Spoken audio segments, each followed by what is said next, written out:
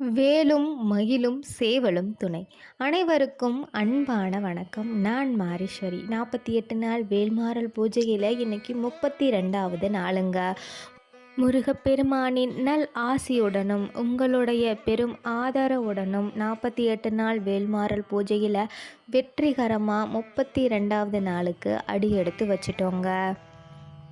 எப்பயும் முருகப்பெருமானை தான் காட்டுவேன். இன்றைக்கி வீடியோவில் விநாயகரை காட்டியிருக்கேன். உங்களுக்கு எல்லாருக்கும் தெரிஞ்சிருக்கும். ஆமாங்க, எங்கள் வீட்டில் விநாயகர் சதுர்த்திக்காக வெள்ளிக்கிழமை அன்னைக்கு நான் விநாயகரை வாங்கிட்டு வந்து பூஜை அறையில் வச்சு பூஜை பண்ணிக்கிட்டேங்க.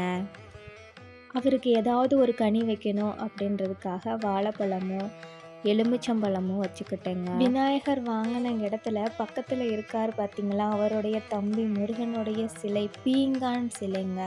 அது 200ரூவான்னு சொன்னாங்க. எங்கள் வீட்டுக்காருக்கு அந்த சிலையை பார்த்தோன்னா ரொம்ப ரொம்ப பிடிச்சிருச்சு.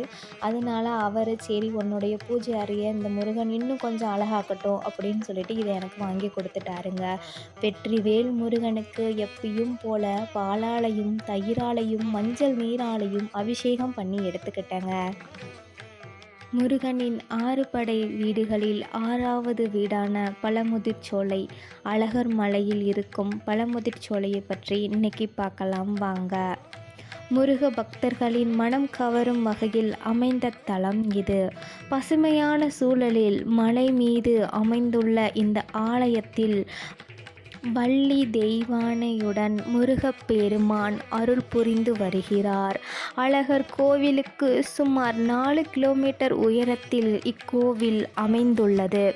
தொடக்க காலத்தில் முருகனின் அம்சமாக கருதப்படும் வேலுக்குத்தான் இங்கு வழிபாடு நடைபெற்றுள்ளது. தற்போது சிலை ரூபத்தில் பிரதிஷ்டை செய்து வணங்கும் முறை உள்ளது. தமிழ் கடவுளான முருகன் சிறுவனாக வந்து நாவல் மரத்தில் இருந்து நாவல் பழங்களை உதிர்த்து தமிழ் மூதாட்டி ஔவையிடம் சுட்ட பழம் வேண்டுமா, சுடாத பழம் வேண்டுமா என கேட்டு வாழ்வின் தத்துவத்தை விளக்கிய தலம் இது. பழம் உதிர்ச்சோலை என்பதே காலப்போக்கில் பழமுதிர்ச்சோலை என்றானது. பழமுதிர்ச்சோலையின் அருகே உள்ள நூபுர கங்கை என்னும் பிரசித்தி பெற்ற தீர்த்தம் உள்ளது. இதன் உற்பத்தி ஸ்தானத்தை இன்னும் கண்டறிய முடியாததே இதன் சிறப்பாகும். இங்கு உள்ள தீர்த்தங்களுக்கு காவல் தெய்வமாக உள்ளூர் மதுரை மக்களால் காவல் தெய்வமாக கொண்டாடப்படும் ராக்காயி அம்மன் உள்ளார். இவருக்கு அமாவாசை தினத்தில் சிறப்பு வழிபாடு நடைபெறுகிறது. பழமுதிர் சோலை அடிவாரத்தில் அமைந்துள்ள அழகர் கோவிலும் பிரசித்தி பெற்றது என்பதால் இங்கு வரும் பக்தர்கள் ஏராளம். முருகனுடைய 6 படை வீடுகளையும் நம்ம ஒவ்வொரு வீடியோலையும் பார்த்துட்டோங்க. இன்றைக்கி 6வது படை வீடையும் நம்ம முடிச்சிட்டோம்.